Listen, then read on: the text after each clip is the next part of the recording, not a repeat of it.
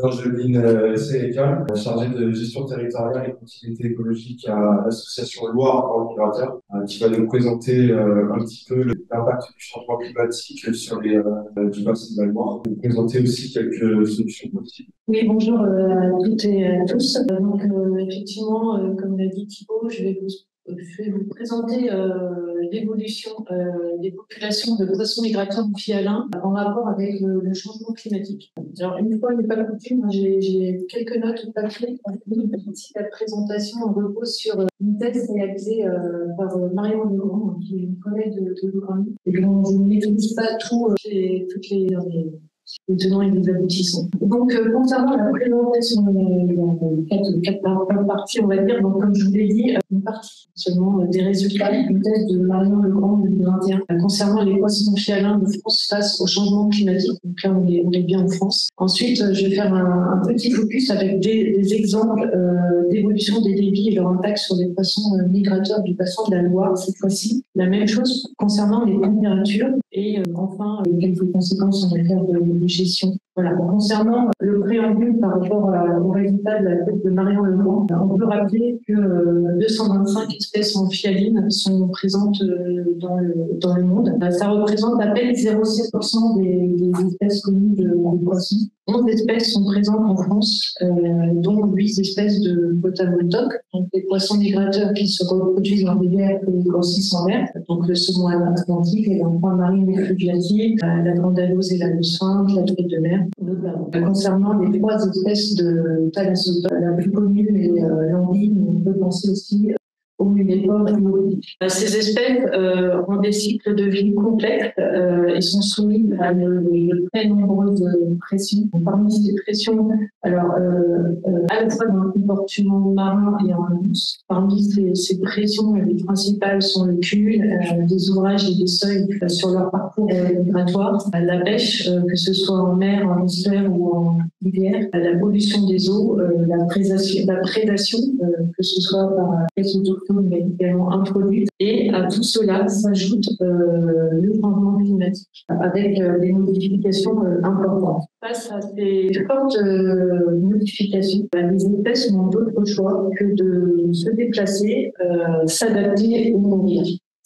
Les déplacements des espèces vers le nord ont été régulièrement observés par différents auteurs et pour des groupes taxonomiques divers et variés. Par exemple, le rapport de l'IPCC de 2014 présente une étude sur les organismes marins entre 1900 et 2010. On voit ici le taux de variation de la répartition des divers groupes taxonomiques. Lorsqu'on est sur des valeurs positives, c'est-à-dire au-dessus de la barre, ça représente un déplacement vers les régions les plus froides, donc les pôles. On voit que c'est le cas pour tous les groupes taxonomiques étudiés ici, hors poissons cartilagineux ici. Mais ce résultat, on voit, repose sur seulement 9 études avec un écart type important. Ces déplacements vers les zones les plus froides, ils ont une variation dans l'intensité de la réponse en fonction de la latitude. Ainsi, d'autres auteurs, Volosanska et les auteurs, ont montré en 2016 que la réponse au changement climatique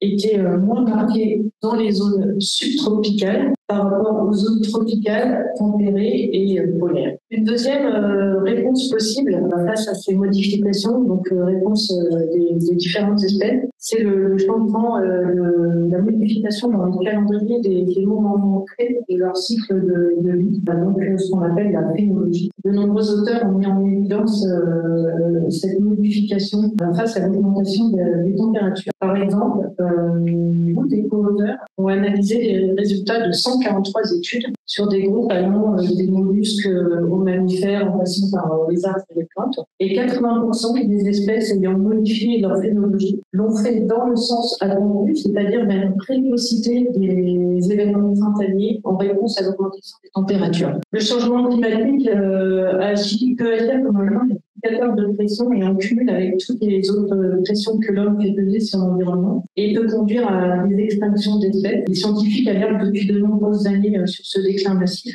allant même jusqu'à parler de 6e extinction. 2 exemples ici, dont l'indice de Planète Vivante, qui estime que l'abondance moyenne des espèces a diminué de 84% depuis 1970 en eau douce, des espèces en eau douce. Alors, face à ces constats, la thèse de Marion Legrand s'est intéressée à l'évolution aux poissons amphibiens en France face au changement climatique. Donc spécifiquement les poissons migrateurs. Et on a répondu à deux questions. L'évolution des abondances de ces poissons depuis 30 ans. Et la deuxième question, les poissons amphibiens de France ont-ils modifié leur calendrier de migration anadrome depuis 30 ans? Donc anadrome en montaison. Pour répondre à ces questions, les données d'effectifs collectés aux stations de comptage et de vidéocomptage et de passe-pièces en France ont été bancarisées. Et donc, cette étude a été possible grâce au partenariat réalisé avec l'ensemble des producteurs de données comptabilisant des espèces amphibiennes sur ces systèmes en France. Dans ma présentation, je vais m'intéresser particulièrement aux résultats de la modification des calendriers de migration pour pouvoir ensuite parler de la santé. Le jeu de données, c'était répertorier les données de 110 stations de comptage. Les 110 stations de comptage, finalement, parmi elles, 87% ont bancarisé des données de migration anadrome, donc en montaison, donc ce qui était intéressant pour la que ce soit sur l'évolution des effectifs ou sur les calendriers de migration, l'analyse des données est apportée sur uniquement les stations de comptage qui avaient au moins 10 ans de données. Donc, comme je vous l'ai dit, en montaison, donc la migration anadrome uniquement, avec les stations où il y avait seulement les espèces où il y avait des données au moins 7 fois sur 10 ans et au moins 20 individus par an. Au final, l'étude s'est basée sur des données de 43 stations en France de 1983 à 2017 et 5 taxons, donc les ALOS, regroupant la grande ALOS et l'ALOS fin, puisque aux stations du vidéocomptage, vous le savez peut-être, il n'est pas possible de différencier ces deux espèces. La lamproie marine, le saumon atlantique, la truite de mer et enfin l'anguille européenne. Concernant l'évolution des calendriers migratoires, l'auteur s'est demandé si les espèces amphibiennes avaient modifié leur calendrier de migration anadrome au cours des 30 dernières années, en synthétisant les données sous la forme de 3 descripteurs phénologiques. La date du début de migration, qui correspond à la date à laquelle au moins 5% des poissons ont effectué leur migration. La date médiane de migration, qui est la date de 50% de migration, et enfin la date de fin, qui est la date à laquelle 95% des poissons ont migré. Alors, concernant enfin les résultats montrent que l'ensemble de ces taxons ont modifié leur calendrier de migration avec moins 2,3 jours par décennie, qui représente cependant déjà un décalage d'une semaine. Parmi ces taxons, on note que ce sont les ALOS qui modifient le plus leur date médiane de migration, avec une différence, comme vous voyez, un décalage de moins 6,3 jours par décennie pour la date de début, moins 3,7 jours pour la date médiane de migration. Donc ça, c'est pour les ALOS qui modifient le plus son calendrier de migration. Donc vous voyez ici les résultats pour les autres espèces avec un décalage pour la majorité d'entre elles, sauf l'anguille de moins de 150 mm, un décalage en précocité en fait, donc pour la date de migration. On voit aussi que pour les ALOS, le décalage est plus important sur la date de début de migration que sur la date de fin de migration. En conséquence, on assiste pour les ALOS un allongement de cette durée de migration. La thèse s'est attachée également à comparer avec les éléments de la littérature scientifique pour voir si c'était cohérent. Une synthèse bibliographique et l'analyse des résultats obtenus montre que une grande majorité d'études s'est attachée à la migration des salmonidés et dans une moindre mesure plus payées, avec très peu d'études concernant les lamproies ou l'anguille européenne. Le deuxième constat est que la très grande majorité de ces études a été faite aux USA, Canada, avec seulement les 3 premières études sur les salmonidés en Europe. Et si on superpose les résultats obtenus que vous voyez là, par des étoiles, avec les autres études de la littérature, on constate que les avancées des dates de migration des saumons atlantiques, des ALOS et de la lamproie marine se situent tout à fait dans la gamme de ce qui a été rapporté dans la littérature. On sait que Dans cette thèse, 28 rivières ont été analysées en France, mais ça cache évidemment très certainement des contrastes entre les cours d'eau, puisque au final, en synthèse, les principales données, les principales conclusions en fait, de cette thèse montrent le déclin marqué des aloses et l'emploi en France par rapport à d'autres espèces où c'est moins le cas. Je ne vous ai pas détaillé les résultats ici puisque ce n'était pas moins l'objet. Une avancée des dates de migration pour tous les taxons et avec moins de 2,3 jours par visite en moyenne. Si on regarde ce qui se passe maintenant sur le bassin de la Loire, je vais vous dresser rapidement l'état des populations aujourd'hui pour mieux cerner ensuite les évolutions constatées par rapport au débit et aux températures. Donc cette carte vous montre l'ensemble des stations de vidéocomptage présentes sur le bassin de la Loire suivies par le GRAMI. Ils étaient récemment au nombre de 11, ils sont plus que au nombre de 9, puisque vous voyez sur le bassin Vienne-Creuse où il y avait Châtellerault sur la Vienne et Descartes sur la Creuse, la station de montage de Descartes n'est plus en fonction actuellement, puisque l'ouvrage a été abaissé suite à une crue de juillet 2021. Donc actuellement, l'ouvrage, on va dire, est quasiment libre en termes de continuité écologique, même si l'aménagement est pas complet, c'est suite à l'arrachage d'un clavier. Mais en tout cas, la station de montage plus fonctionnelle. Par contre, la série de données, elle, reste encore située dessus. Alors ensuite, vous voyez qu'on a plusieurs stations de comptage sur l'Allier et la Sioule, sur l'amont du bassin de la Loire et sur la Loire. Voilà, pour vous situer un petit peu le contexte pour mieux comprendre ensuite les résultats. Concernant l'évolution des populations d'aloses sur le bassin de la Loire, on assiste à un effondrement des populations environ depuis les années 2008. Vous voyez sur le graphique de gauche et également sur le graphique de droite. Je ne sais pas si vous voyez bien, on assiste également depuis plusieurs années à une raréfaction d'espèces sur l'amont du bassin, donc les stations situées sur l'Allier et sur la Loire, puisque depuis pas mal d'années, on ne voit quasiment plus de dalose passer à ces stations de comptage, rentrer sur ces axes-là, qui auparavant étaient des axes où il y avait de nombreuses daloses. Concernant l'année 2023, pour vous situer un peu, on est sur l'effectif le plus faible observé à Châtellerault sur la Vienne, puisque c'est ici que passent les populations des individus aux stations de comptage maintenant, puisqu'on a une réflexion sur l'amont du bassin, même s'il y a une partie des annonces qui se reproduisent en Loire moyenne.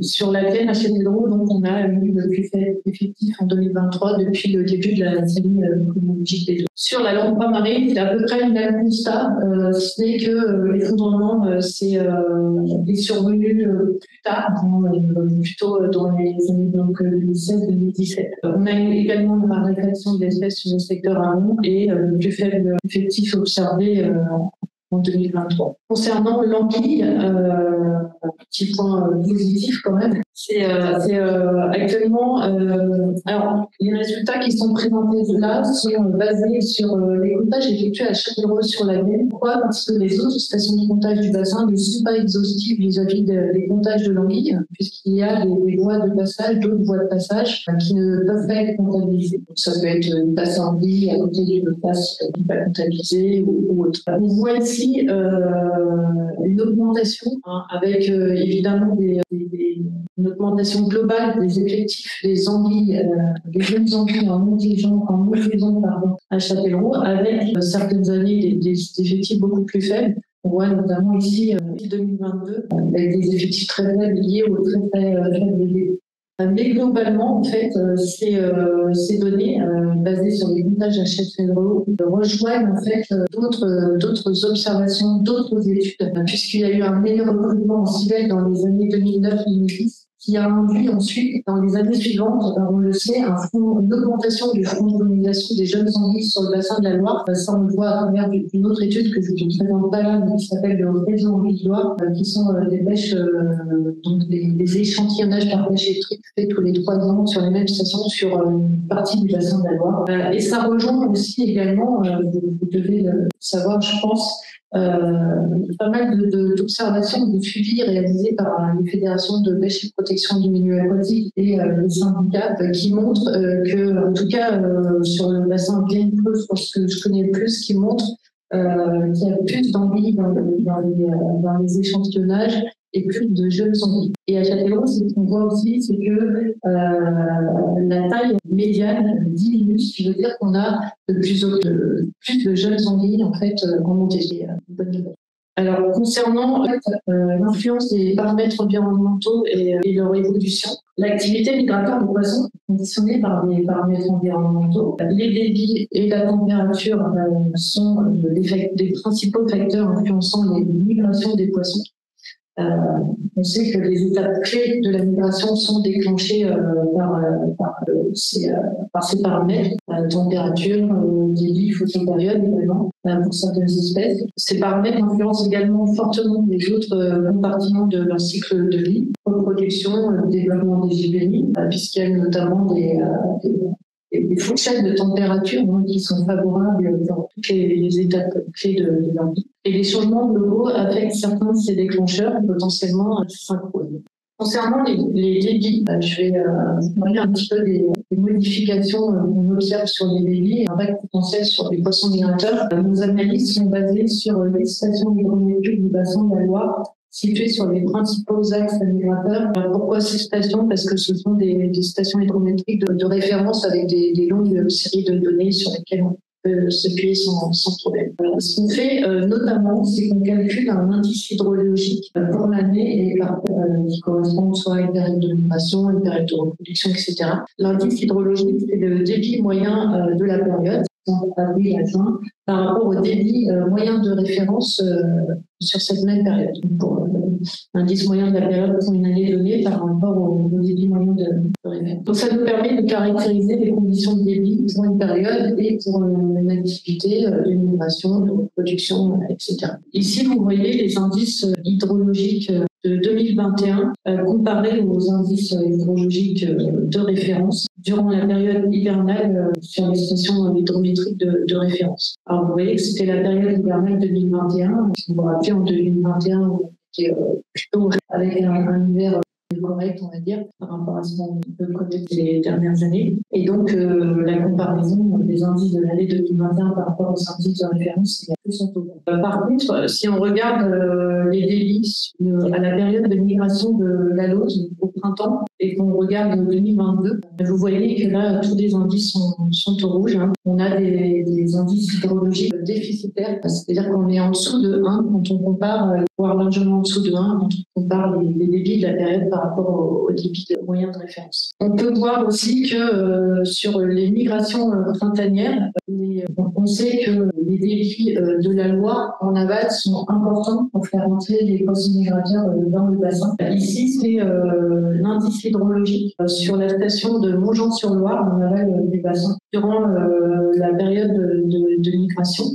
Donc c'est janvier à juin, si je ne dis pas de bêtises ici. Et vous voyez que sur les 5 dernières années, on est sur 5 années consécutives d'indices hydrologiques déficitaires et que globalement, sur les 15 dernières années, on a eu peu d'indices excédentaires. Alors, le titre est un peu coupé, donc je vais vous le dire, je ne sais pas si on voit bien en visio. Toujours sur les débits, on a regardé aussi l'influence sur la migration du saumon vers les zones de reproduction. Donc, sur le cours d'eau allié en amont du bassin de la Loire, plusieurs stations de comptage représentées ici sur une zone cartographique. Plusieurs stations de comptage qui sont les unes à la suite des autres, plus ou moins en amont, permettent de calculer un taux de transfert des saumons entre 2 points. Par exemple, le nombre de saumons arrivés à Langeac, ici, je ne sais pas si vous voyez bien, par rapport au nombre de saumons passés à Vichy, une station de comptage plus en valeur. Langeac correspond à la majorité et aux zones de frayère les plus qualitatives, donc c'est l'amont allié, donc c'est l'entrée sur les zones de frayère les plus qualitatives. C'est pour ça que ce taux de transfert est intéressant pour nous, pour voir au final combien de saumons sont finalement des végéteurs frais parce qu'arriver à Vichy, ça ne suffit pas pour la reproduction. Les taux de transfert, donc c'est-à-dire le nombre de saumons arrivés à Langeac par rapport au nombre de saumons passés à Vichy, ont été calculés sur 10 années et confrontés au débit moyen journalier à Langeac. Et vous voyez que ça donne une relation assez forte, assez impressionnante même entre ces débits et ce taux de transfert. On sait donc que c'est un facteur important dans le résultat et pour la reproduction du saumon. Ensuite, si on s'intéresse aux températures, on peut regarder à peu près la même chose et l'impact influence de ces températures sur les différentes étapes de vie des poissons. Je vais vous donner quelques exemples. Ces données de température analysées sont basées sur 34 sondes de température réparties sur le bassin de la Loire, sur les principaux axes à poissons migrateurs, donc avec des sondes Euro pour certains d'entre eux et des enregistrements toutes les heures. La comparaison des températures rencontrées, par exemple durant la période de migration des aloses avec les référendums thermiques de l'alose pour la migration, nous permet, pour une année donnée, en comparant avec les données antérieures, de voir quelle a été la période favorable à l'activité, donc ici à la migration, mais on peut faire la même chose pour d'autres étapes comme la reproduction ou les juvéniles. Et vous voyez que si on prend 2022, avec une année de faible débit, mais aussi des températures élevées, les périodes, vous avez l'année 2022, si vous voyez pas bien en haut, à chaque fois, pour chaque station de comptage, chaque station de comptage est coupée à des sondes de température. Et les années antérieures, on va ici, les riches. Voilà. Donc vous voyez que la zone verte est réduite par rapport aux années antérieures chaque fois. Si on s'intéresse maintenant à la reproduction d'alose et on compare les conditions climatiques des températures, donc 14 à 23 degrés pour la reproduction, durant la période de reproduction, par exemple entre 2022 et les données antérieures sur les stations de Decize, Vichy, Moulins, Châtellerault et Descartes, on voit aussi également, donc c'est une autre forme de représentation, mais cette fois la reproduction, que le pourcentage de temps des conditions minimales de température est réduit sur chaque station ici prise en référence par rapport aux années antérieures. Donc, cette fois sur ce graphe-là, vous avez l'année 2022 en bas en marron, comparée aux données antérieures en bleu. Si on prend on regarde la migration de la lamproie marine, de la même façon, avec une autre représentation, on peut calculer le pourcentage de l'amplitude du référendum thermique favorable à la migration aux différentes stations de comptage du bassin entre 2022 et les données antérieures en fonction de la période. Parce qu'effectivement, on voit sur les stations de comptage qu'il peut y avoir deux périodes de migration des lamproies marines au printemps. Une période plus précoce et une période plus tardive. Donc cette représentation ici pour 2022, donc c'est l'exemple de 2022, permet de voir que finalement sur ce qu'on appelle la période précoce de migration, on avait plus de temps favorable en 2022 que sur les années antérieures.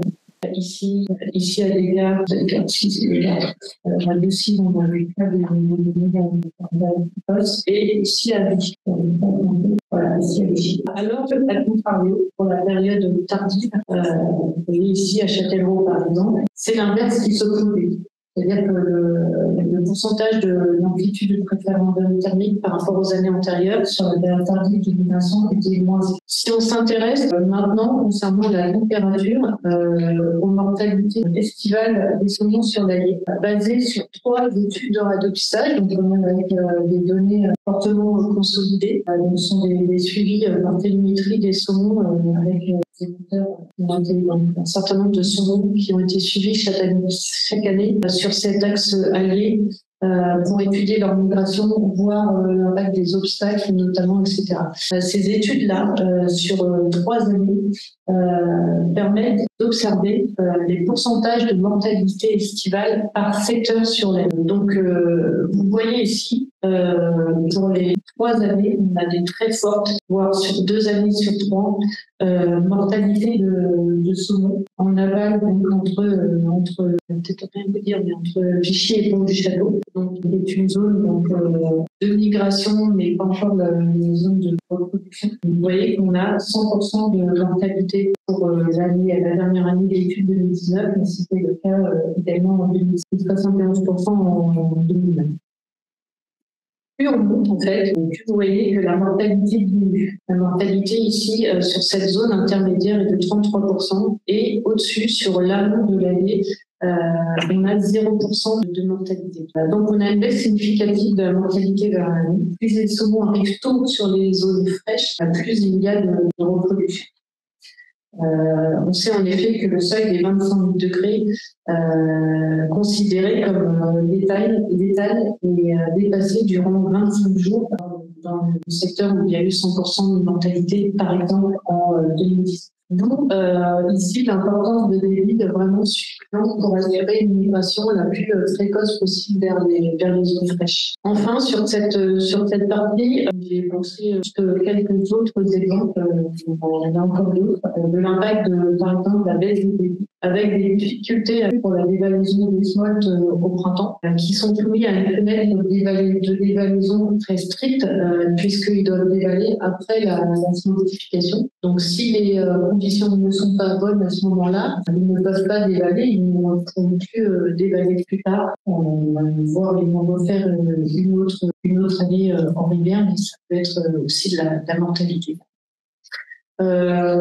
Concernant l'usage d'hydroélectricité, on sait qu'avec la baisse des débits, plus il y a de baisse des débits, plus il y a un risque de dévalaison par les chambres des turbines et malheureusement de mortalité lorsque ces usines hydrauliques ne sont pas équipées. Par exemple, sur le bassin de la Loire, malheureusement, la majorité des usines hydroélectriques, pour le moment, ne sont pas encore équipées, soit de turbines compatibles, soit de système de dévalaison avec. Concernant aussi la conjonction baisse des débits, hausse des températures, la reproduction sur des zones de frayère plus aval peut être forcée par ces débits moindres. Lorsque les débits ne sont pas optimaux pour la migration, même à l'intérieur des cours d'eau, et que les températures favorables à la reproduction sont précoces, par exemple durant le printemps. Par exemple, les alus et les lamproies vont s'arrêter plus bas sur les axes et se reproduire sur des zones moins communicatives. Voilà, donc j'en ai fini avec cette partie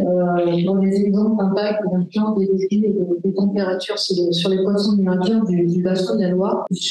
Concernant les conséquences en termes de gestion et d'aménagement, j'ai pris notamment l'exemple ici avec des résultats d'études empruntées à des études et des publications et une présentation d'entrepreneurs de EDF Recherche et Développement concernant un programme de recherche thermie et hydrobiologie commun entre notamment l'EDF, INRAE et aussi d'autres structures. Cette étude qui se poursuit actuellement, ces recherches sont de conforter et d'enrichir quantitativement les fondements scientifiques quant à l'influence de rémissifs sur la thermie des rivières. Et le bassin de la Loire, à cet égard, a été étudié en comparant en fait la densité de rémissifs aux températures avec notamment la reconstruction des températures pour le 1er août 2003. Si on regarde la comparaison avec les répicives et les températures, la reconstruction de la thermie d'eau à l'échelle du bassin versant de la Loire pour la canicule de 2003 a permis de comparer avec les scénarios de restauration de la répicive.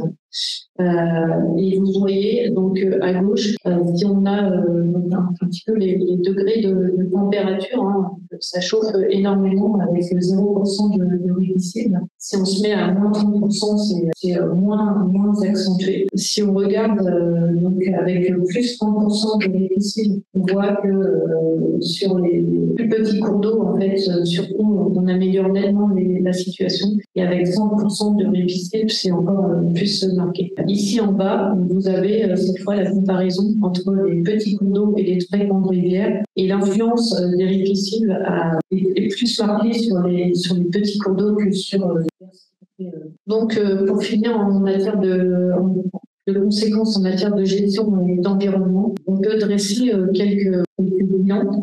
Et chose importante, notamment la restauration morphologique des cours d'eau qui impacte les températures et les débits. d'arrêt piscine, comme nous le montrent les recherches actuellement effectuées, dont j'ai parlé un petit peu rapidement. La restauration de la continuité, soit par l'arasement des ouvrages ou l'aménagement, qui permettent des migrations plus rapides. On a pu voir ça notamment sur plein d'autres exemples sur la mortalité des saumons sur la Salyre. Plus ils arrivent rapidement vers les zones fraîches, mieux c'est, plus il y aura de reproduction et mieux la population va se porter. Intégrer les modifications dans l'aménagement et la gestion des ouvrages, ça c'est important de façon concrète dans les travaux au quotidien.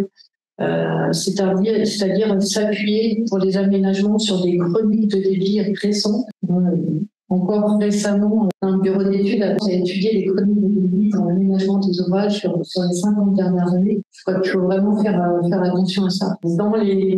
Également dans les règlements d'eau, les ouvrages gérés par manœuvre, il faut faire attention à cette évolution rapide qu'on constate actuellement, par exemple des décalages dans l'immigration, puisque tout ce que je vous ai montré aussi pour les poissons migrateurs amphibiens est probablement vrai à l'échelle plus des poissons migrateurs au sein des bassins versants. Et puis de façon gestion à plus large échelle, en fait, étudier dans ce qui concerne spécifiquement les poissons migrateurs, leurs besoins et les intégrer dans les études HLEC, puisqu'on sait actuellement qu'il n'y a pas de méthodologie pour intégrer ces besoins, notamment de migration dans les études HLEC. Donc, il y a des débuts de travaux en cours, c'est pas encore fait. Enfin, évidemment, garantir une gestion équilibrée de l'eau et adapter les usages futurs existants. Ça, je pense que vous serez d'accord avec moi. Je vous ai mis, j'imagine que Diaporama sera à disposition quelques références pour que vous puissiez éventuellement aller rechercher des choses parmi ce que je vous ai présenté.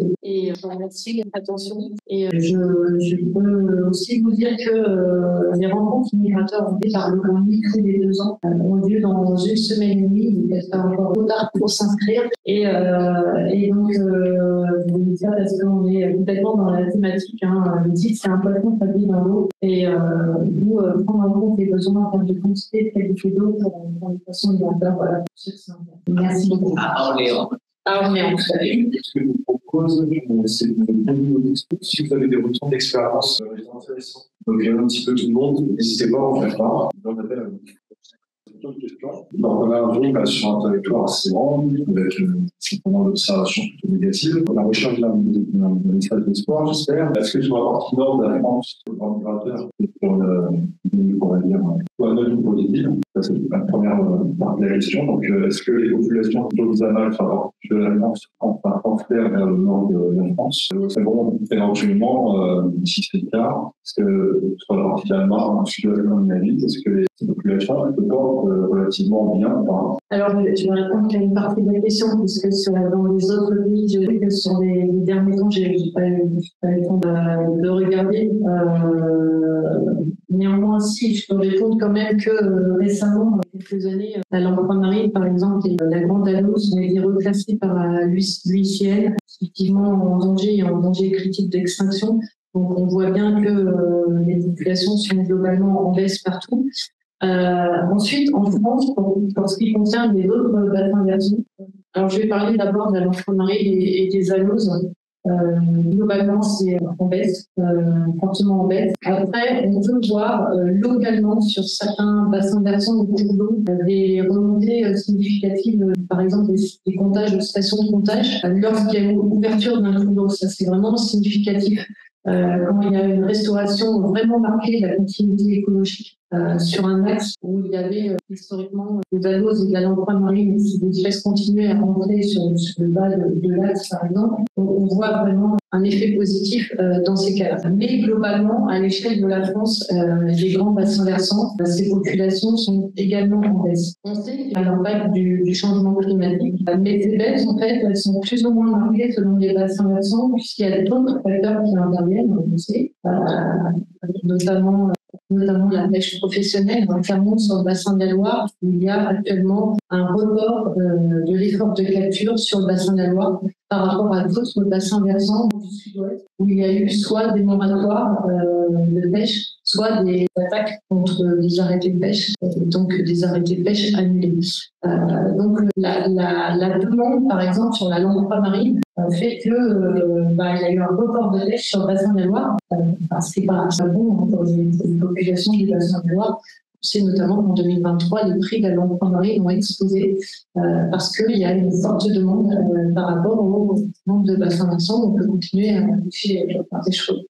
Voilà. Il y a aussi d'autres facteurs. Il y a l'utilisation par les figures, notamment, il y a des ouvrages. Donc, c'est vrai qu'il y a beaucoup de facteurs qui interviennent, mais on sait que actuellement, une baisse assez généralisée, avec probablement des impacts aussi en mer. Et là, c'est un peu de boîte noire, même si ça commence à être pas beaucoup d'informations là-dessus. On peut avoir peut-être plus d'informations sur le saumon sur la mer. On sait actuellement que le réchauffement des températures en mer fait que la taille des saumons diminue, ce qui va demander probablement une adaptation aux populations, en sachant que plus la taille d'une femelle de saumon est faible, moins elle va produire de feuilles. On a une question de Sylvie. Comment expliquer la hausse des chiffres en 2020 vous avez croisé avec la pêche? Oui, effectivement. Alors, je ne suis pas très vite. Alors, sur les graphiques, en fait, d'évolution des populations, la hausse de l'emploi notamment, je vous ai montré, en fait, finalement, la baisse importante des effectifs depuis quelques années. Et effectivement, ça n'a pas échappé à certains. Il y avait malgré tout un ressaut en 2020 qu'on attribue clairement aujourd'hui. Alors, il y avait des bonnes conditions hydrologiques cette année-là, notamment pour l'entrée dans le bassin Vienne Creuse au printemps. Mais on l'attribue également au Covid, puisque le Covid a fait qu'il y avait un arrêt de la pêche professionnelle. Donc, il n'y a pas eu de pêche sur ces espèces. Natacha racontait plutôt des documents synthétiques présentant les cycles de vie, les périodes de migration, etc. Et les conditions nécessaires pour assurer notamment les températures pour les principales espèces amphibiennes. Oui, alors tout ça, c'est dans nos rapports annuels. Alors je sais que c'est pas sur les sites, on est submergé d'informations, de rapports à lire, etc.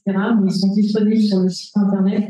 Le rapport 2022 n'est pas encore publié, mais en fait, les cycles de vie et les températures, par exemple, optimales pour la migration, la reproduction, sont détaillés également dans les rapports précédents. Et on s'appuie évidemment sur la bibliographie, notamment sur une étude de l'agence de l'eau à Tour-de-Garonne d'il y a quelques années.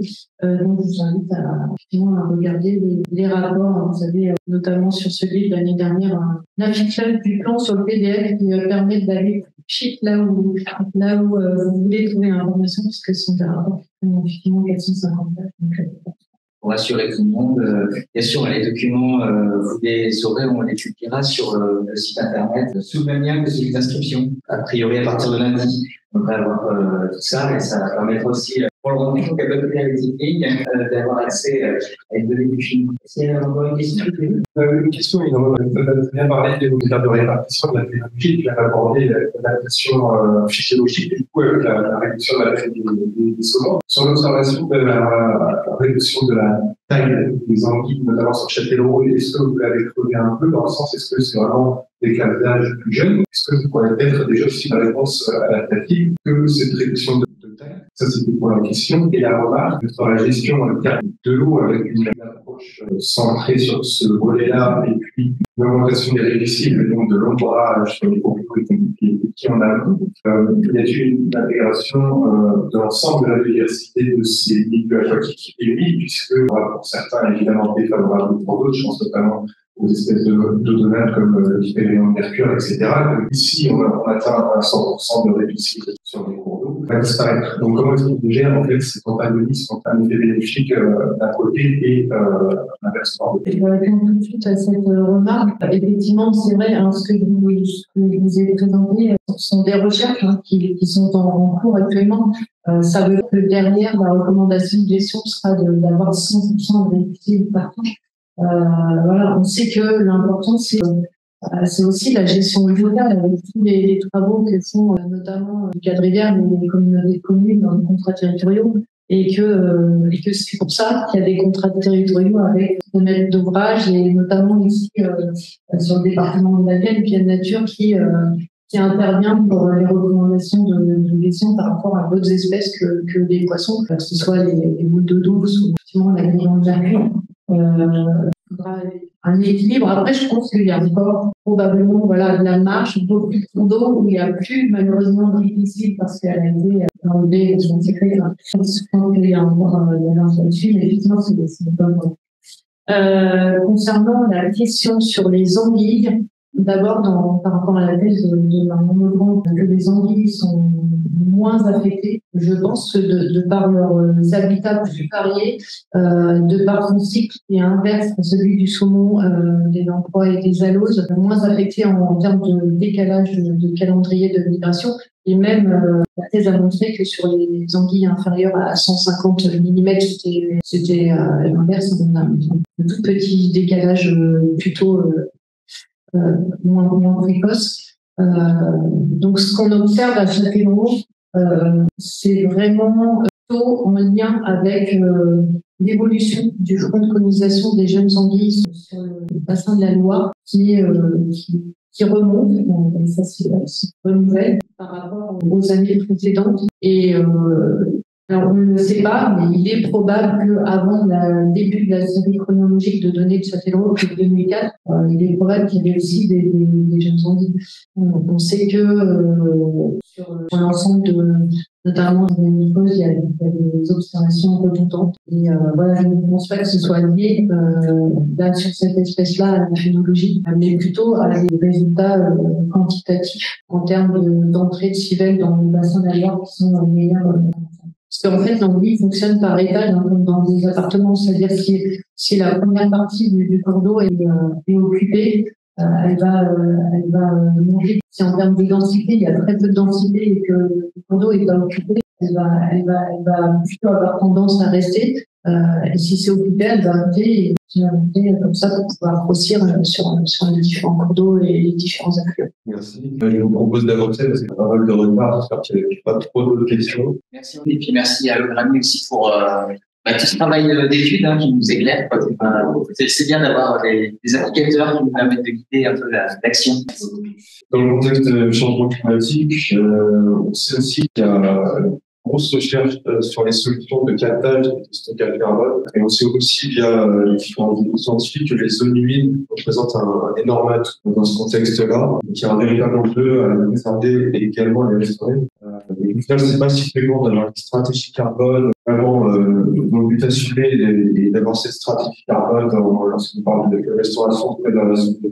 C'est pour ça qu'on souhaitait proposer un petit peu juste à présent un retour d'expérience sur l'exploration du potentiel du carbone bleu pour cette captation de carbone et également la restauration du plafond à La Rochelle et de sont liés. Donc présenté par Marine Afonso, chef de projet carbone bleu, et Nicolas Blanquin, en charge des espaces naturels, par le parole. Je m'appelle Marine Afonso, je travaille à la ville et à l'agglomération de La Rochelle sur le projet La Rochelle Territoire Zéro Carbone. Et donc, je suis chef de projet. Je vais donc vous présenter l'axe carbone bleu de ce projet-là qui vise l'agglomération de La Rochelle, c'est une communauté d'agglomération de 28 communes situées dans l'ouest de la France. Et donc, on a répondu à un appel à projet qu'on a été lauréé en 2019 pour l'action territoire d'innovation. Et notre projet, c'était La Rochelle Territoire Zéro Carbone, où l'objectif, c'est d'atteindre la neutralité carbone 2040. Donc, le but, c'est de réduire de 75% les émissions de notre territoire et de regarder quelle est la compensation et la capacité de séquestration du milieu naturel sur le territoire pour donc, on a 10 axes de travail autour de ce projet. La majorité des axes qui concernent la réduction des émissions, notamment sur des actions comme le bâtiment, les énergies, les véhicules douces, l'industrie, etc. Et on a un axe majoritaire qui concerne la séquestration carbone, qui est l'axe carbone. Donc, l'objectif de cet axe-là, c'est vraiment de connaître et de reconnaître la valeur des zones humides et de pouvoir les préserver. Donc, on a 4 axes de travail principal qui sont réaliser un bilan carbone de nos zones humides, étudier la protection des côtes, développer des outils d'aide à la décision pour le territoire et sensibiliser le grand public et nos élus, ainsi que développer des projets de réplication sur d'autres territoires. Donc déjà, le carbone, c'est un élément chimique qui est présent partout sur la Terre, dans l'eau, dans l'atmosphère, dans l'atmosphère. vous êtes composé de carbone, je suis composé de carbone. Et donc, il va y avoir des cycles de transfert de ce carbone d'un réservoir vers un autre, c'est ce qu'on appelle le cycle du carbone. Il y a des cycles courts qui sont de 1 à 100 ans comme la respiration et la photosynthèse et des cycles plus longs de 100 ans à plusieurs milliers d'années. Donc, qu'est-ce qu'on appelle le carbone bleu? En fait, c'est la capacité des milieux aquatiques, océaniques, côtiers à capter puis séquestrer ce carbone dans le sédiment. Donc, en fait, il faut bien distinguer déjà le processus de captation, qui est le fait que la végétation, au phytoplancton, va capter le carbone qui est présent dans l'atmosphère via le processus de photosynthèse, et ensuite va le transférer de la colonne d'eau jusqu'au sédiment. Tout d'abord, il peut y avoir des transferts le long de la chaîne trophique, c'est-à-dire que les animaux vont manger. Ensuite, lorsque ces végétaux ces animaux vont se dégrader, se mourir finalement, ils vont aller se déposer sur le sédiment. Et avec le processus de sédimentation, ces débris et cette matière organique composée de carbone va se trouver de plus en plus enfouis dans le sédiment. Et lorsque en fait il n'y a plus de lien avec l'oxygène, il n'y a plus de dégradation de ces débris. Et donc, le carbone est séquestré durant des milliers d'années. Quels milieux sont concernés? Donc, le carbone bleu, ça concerne tout d'abord les milieux océaniques et littoraux. Dans la bibliographie, à l'origine, c'est vraiment l'océan et les marées qu'on appelle tidaux. Donc, les présalés, c'est la végétation qui est présente en haut de l'estran, la vasière, la partie vaseuse de l'estran, et les herbiers, donc les herbiers qui sont présents. Nous, sur notre territoire, on a énormément de présence de marées rétro-littoraux endigués, et donc on a décidé de les ajouter dans nos typologies de milieu carbone bleu. On se retrouve sur notre territoire 7 typologies de milieux à étudier, donc 3 typologies de marais rétro-littoraux, comme tous saumâtres ou salés, et dans notre cas, les marais salés, ils sont uniquement ostréicoles, et donc les typologies très salées, vasières, herbiers et l'océan. L'objectif, c'est d'attribuer une valeur de captation et de séquestration carbone à chacune de ces typologies et de connaître la surface de ces typologies sur notre territoire pour en déduire la valeur de séquestration carbone de ces milieux sur notre territoire. Une cartographie du coup de ces milieux qui sont présents sur le territoire de l'agglomération de La Rochelle. Donc, on remarque qu'il y a beaucoup en orange de marais rétro-littoraux également en termes de surface avec la vasière au niveau maritime. Et donc, l'objectif, en fait, en tant que territoire, c'est vraiment de pouvoir cartographier nos milieux, de les connaître, de connaître leur surface. Comment on fait un bilan carbone de ces milieux-là? Donc, nous, on a plusieurs sites d'études. Chaque site correspond à une typologie de milieu. Et c'est l'Université de La Rochelle qui porte l'axe carbone bleu, qui va faire les relevés, les recherches et les mesures pour en déduire le bilan carbone sur chacun de nos. Donc, comment on fait ce bilan carbone? En fait, on va prendre notre typologie de milieu, la considérer comme une entité et regarder tous les flux de carbone qu'il peut y avoir dans ce système-là. Tout d'abord, les flux atmosphériques, donc les échanges qui se font entre l'atmosphère et l'eau. Ça, c'est des mesures qui sont faites avec un magnético-marien. Ensuite, on va regarder les flux horizontaux, donc les exports du continuum terre-mer, donc en partant de la Terre jusqu'à l'océan, comment ces flux traversent le milieu. Les échanges entre l'eau et le sédiment, ça c'est des mesures faites avec une cloche. L'ensemble des flux trophiques, comment les flux transitent au niveau de la chaîne. Et finalement, qu'est-ce qui est séquestré dans le sédiment? Donc ça, on fait des carottes sédimentaires de sol et on va regarder la quantité de carbone qui est présente dans ce sédiment. Donc l'objectif ensuite, c'est vraiment de faire ce bilan carbone global, de connaître la quantité de carbone qui est séquestrée dans le sédiment, mais aussi de voir d'où il provient en fait, d'où vient ce carbone, qu'il soit végétal ou animal, comment il a transité dans le milieu et comment le milieu vous dit peut-être voilà pourquoi on s'intéresse à ça, à ce carbone bleu. C'est tout d'abord parce qu'on remarque qu'en fait il y a une très forte capacité, le milieu carbone bleu a une forte capacité de séquestration comparé au milieu carbone vert. L'idée c'est pas de dire qui est le meilleur, qui est le plus fort, mais c'est de dire qu'en fait on connaît, c'est assez connu que la forêt est un très fort séquestrateur, l'Amazonie est le poumon vert de la planète, mais au final ces milieux littoraux, ces zones humides, on connaît très bien leur capacité de séquestration. c'est peu présent dans la bibliographie, qu'elle soit internationale ou nationale. Et donc, en fait, on a besoin de faire ces études localement pour connaître cette valeur-là.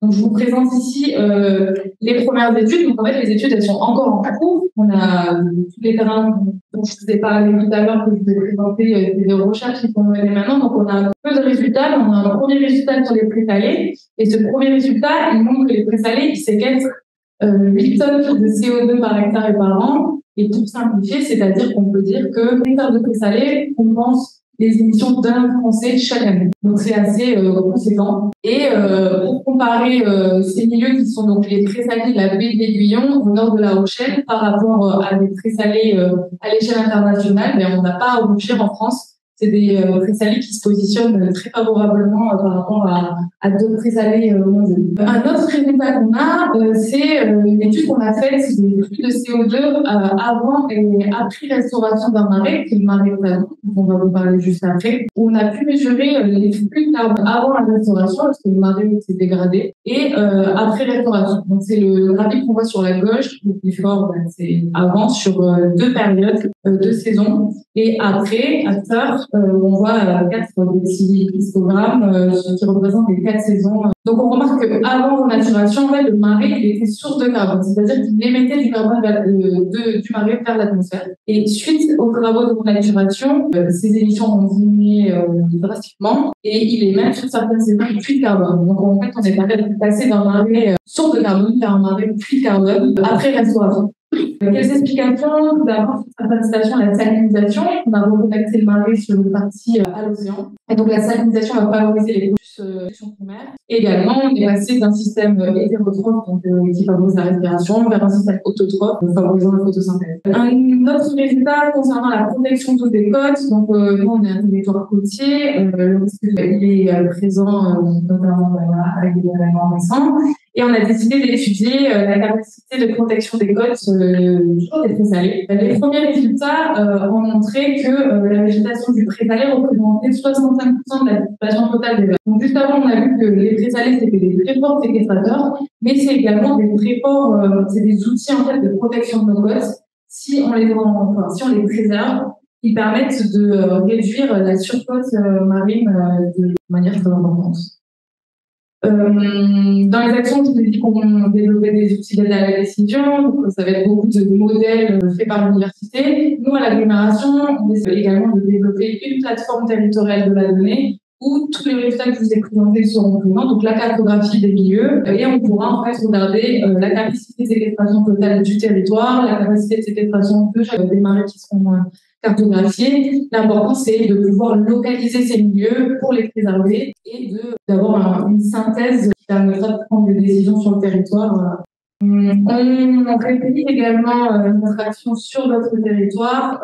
Actuellement, il y a 8 projets de recherche qui sont menés par l'Université de La Rochelle sur le territoire français. Si vous connaissez peut-être, on a un en cours avec le parc naturel du marais voisin, le Bourrage également. Et donc, l'idée, c'est de dupliquer les typologies de milieux pour qu'il y ait plus de typologies que ce que nous, on a intégré au projet, pour connaître la séquestration carbone d'autres types de milieux. Sur les perspectives d'action, donc le message qu'on souhaite faire passer, c'est tout d'abord de maintenir et de conserver ces habitats, ces zones humides, ces marais côtiers ou rétro-littoraux, parce qu'en fait c'est la dégradation et la destruction de ces habitats qui est d'abord le facteur le plus important d'émission carbone et qui nous permet de ne pas séquestrer le carbone sur notre territoire. En deuxième point, c'est de restaurer ces milieux qui sont en mauvais état. Donc, comme je vous l'ai présenté avec le marais d'Adon, un milieu qui est en mauvais état écologique ne va pas pouvoir être en carbone. Donc, si le milieu est en mauvais état, il est important de le restaurer pour qu'il puisse séquestrer le carbone. En troisième lieu, on fait également des études sur les modes de gestion. Donc, nous, en marais, ça va être beaucoup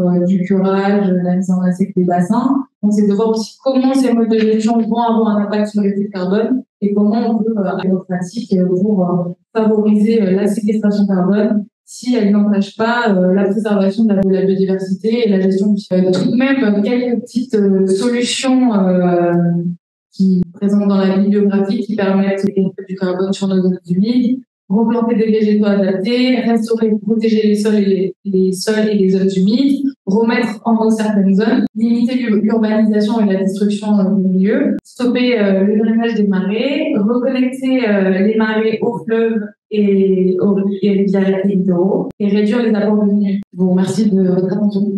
Je suis passé sur des questions, des réactions, des retours d'expérience, s'il vous plaît, sur cette première partie d'intervention. Je suis par une autre intervention de Nicolas Bombard sur la restauration du Marais Talon, qui est liée à ce projet carbone bleu. Un contexte qui a l'air à raconter, donc des zones de préfalé. Est-ce qu'on imagine que c'est plutôt positif pour l'intégration sur carbone ou pas? Ça peut être négatif parce qu'en fait, si le présalé est vraiment beaucoup plus chaud, il va moins se développer à cet endroit-là. Plus il est immergé, moins il sera présent, donc ça peut être négatif sur l'environnement. Ça dépend comment on envisage aussi l'aménagement de notre territoire. Si on laisse plus de place au présalé suite à la montée des eaux, ça peut être aussi positif si on décide de favoriser ces milieux-là. Là où on a également une question de Sylvie sur le chat. Donc, sur question sur, je suppose, l'existence de suivi sur les marais d'eau. Oui, sur les marais d'eau, on a une station de suivi qui est à Mayran, qui a un canal d'eau en zone agricole. Donc, on fait les mesures, toutes les mesures dont je vous ai parlé, flux de carbone atmosphérique et eau, et mesures dans des canaux. Et on a également un projet de réplication qui est en cours vers les marais de Rochefort sur marais pour pareil étudier ces flux de carbone et également les modes de gestion associés aux marais d'eau, comment ils peuvent impacter les flux de carbone. Du coup, on a deux questions de Natacha. La première, est-ce possible de revenir sur les résultats avant et après la maturation? Je n'ai pas bien compris l'action de restauration réalisée. Je pense que ça va être en tout cas la présentation qui se fait par Nicolas Blanvin qui va présenter vraiment tous les travaux de maturation qui ont été faits sur le marais de Talon. Donc voilà, on basera sur l'action et après si vous avez des questions liées au flux de carbone suite à cette restauration, on va les revenir aussi. Et la seconde question, pourquoi ne pas avoir fait des travail sur les zones du milieu, autres zones humides et rivières? Je pense deux réponses qui sont que, à l'origine, comme je l'ai dit, le carbone bleu, c'est vraiment plutôt lié à l'océan, au milieu salé. Donc, on s'est plutôt concentré sur ces milieux-là et également l'université de la recherche, c'est l'université du littoral. Ça peut être une partie de la réponse. Ensuite, on a quand même décidé d'intégrer des milieux qui sont doux, mais qui sont plutôt les marais, qui vous concernent peut-être moins si vous êtes vraiment sur des grosses rivières, cours d'eau, etc. On essaye d'intégrer ces nouveaux milieux dans les projets de réplication qu'on mène. Et après, une autre partie de la réponse, c'est de dire qu'il y a déjà énormément de travail à faire. Déjà, en étudiant ces typologies-là, on ne peut pas tout étudier non plus. Et c'est là où c'est important qu'il y ait d'autres projets de recherche qui soient menés, où on peut vous accompagner, vous aider à faire ces projets d'études de séquestration carbone sur vos territoires, mais on ne pourra pas étudier tous les milieux qui existent. On va passer à la seconde intervention de Nicolas sur la restauration du marais.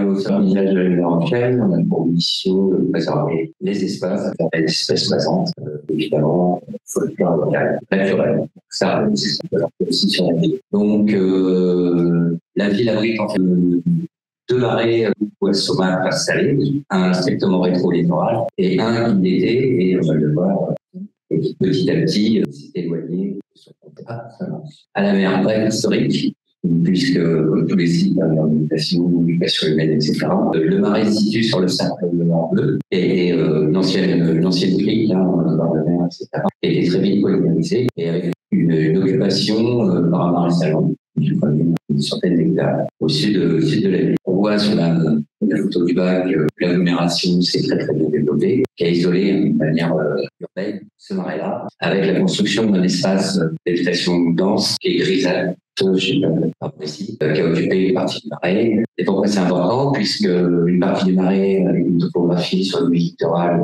quasi nulle, avec un risque d'inondation fluviale ou d'immersion marine. Donc tout de suite, suite à cette globalisation des 70-80, la déconnexion à l'océan du marais salant, où l'exploitation sylvicoole avait été abandonnée au début du XXe siècle. C'est un marais bien évidemment humide. On a vu tout à l'heure que l'eau c'est la vie sur la planète. Donc toute une orientation bien évidemment à partir de la flore avec des cortèges floristiques locaux très intéressants, différentes fonctionnalités bien évidemment écologiques, que ce soit l'accueil de post migrateurs, l'accueil de mais pas que. un marais, une histoire un petit peu chargée à créer différentes entités, si on peut dire. Donc sur le marais 2, en fait, le marais était à la création de la zone de Talence en bassin pluviaux, de réception de volume, etc. En bleu, ce qui va nous intéresser un peu plus, un fleuve, puisqu'on est en bord de mer, un petit cours d'eau côtier à l'origine de 7 km à peu près, qui avait été totalement canalisé par l'homme très tôt pour les échanges commerciaux, c'est une partie du marais qui avait été remplie très récemment, dans les années 90, avec des options, une vision plutôt de construction sur le site, et le 4, le cœur de marais, qui fonctionnait très bien, sous réserve de la pluviométrie, puisque le marais, l'altimétrie, est perché par rapport au ruisseau de la Bellinette, à peu près aux alentours entre 3,50 m et 2 mètres. Ce qui fait que dans le temps, petit à petit, on avait moins de pluviométrie. En fait, c'est que du remplissage météorite, avec la nécessité d'avoir au moins 40 cm dans les bassins, les cycles biologiques puissent se faire de manière complète. Et donc, de plus en plus à l'échelle, des colonies de Lidl, pas de reproduction de batraciens, mais on sait que sur plusieurs années, c'est catastrophique, puisque ce sont des populations qui sont complètement encanées par l'alimentation, et donc avec peu ou pas de possibilités d'échange. Que je viens de dire, avec nos objectifs finalement de restauration sur la zone rendée, pourquoi on a deux objectifs. Sur la zone, il y avait un rôle de pluvial qui a été conservé, si ce n'est qu'on est passé d'une zone profonde, sédimentée, à berge abrupte, sur une volumétrie de 30 cm à peu près de moyenne d'eau, avec l'été type cire, fragmine, etc. Point d'accueil pour avoir mis de tout. Et dans le projet, avec une possibilité aussi de faire reconnecter l'ensemble de l'entité avec le maire qui arrive par là, mais qui ne remplit que ce bassin, le bassin de donc verse dans l'océan pour faire du saumâtre, voire du salé, voire des alternatives migratrices pour les oiseaux, et aussi pour connecter aux populations piscicoles. Le marais, c'est un marais saumâtre, mais c'est en fait un marais saumâtre dans le temps, eau météorite douce, bien évidemment, ancienne exploitation salicole, plus l'eau se réchauffe, plus la concentration de sel, on va basculer sur cette croissante, saumâtre, mais on peut aussi à la fin être sur le goût salé de quelques centimètres d'épaisseur. Donc sur le marais a été décidé de favoriser un milieu plutôt à l'est et plutôt saumâtre à l'ouest. Pourquoi puisque c'est aussi un site qui a un fort degré d'évaporation. C'est son rôle historique, le sel, avec un petit peu ces problèmes de pluviométrie pour sécuriser l'avenir des espèces. On s'est donné la possibilité de remplissage à l'est en remplissage à l'aide du ruisseau, bien évidemment avec un jeu de coupage par montée de niveau puisque le marais est caché pour que l'eau puisse s'y engouffrer. Les années passées, sur la sortie d'hiver, et avec possibilité que cette eau douce puisse aussi aller sur le reste du marais, et avec une possibilité aussi là, de remplissage de mer, un petit peu de douce, ça, c'est pour sécuriser bien évidemment la fin du cycle biologique. Sur le canal, si on en parle après, le canal, en fait, les études de diagnostic ont montré qu'il était en fait, alors il était canalisé, il n'y avait plus de continuité écologique, bien évidemment. Il avait une gestion de l'eau inversée par des collègues de la communauté, puisque en niveau hivernal, c'était un niveau très bas pour la récidivisation, et en niveau estival, on est en niveau très haut pour la pêche de loisirs. Les suivis, les pêches ont démontré qu'on était plutôt sur un profil intègre, simplement s'étend, etc. Et donc, il y avait un objectif d'effacer toutes les successions d'ouvrages, tout en conservant bien évidemment la situation. Et reconnecter l'océan en partie pour permettre voici sur des marais côtiers, mais plutôt sur de la nurserie, par des échanges de poissons. Donc le type plutôt, bien évidemment, il est présent. Et c'était l'objectif majeur dans la direction de ce groupe. Donc on est sur effectivement l'accueil de biodiversité, donc conserver, accroître le site, réguler le cycle de l'eau, calcul de débit, etc. Carbone. Donc des travaux extrêmement lourds, notamment sur la partie qui avait été emblayée pour être redestinée, retransformée, un retour à la source en zone humide, donc d'à peu près 6 hectares. On voit que vous n'avez pas limité sur le remblai, on avait On a dû évacuer 169 000 mètres cubes. C'est énorme, hein, comme travaux. C'est des engins partout. Ça représente un immeuble de 16 étages, 100 mètres sur 100 sur les degrés. Donc, on voit la zone de travaux, îlots, etc. On est sur la partie du bassin fluvial, avec un budget, bien évidemment, conséquent, mais largement financé aussi.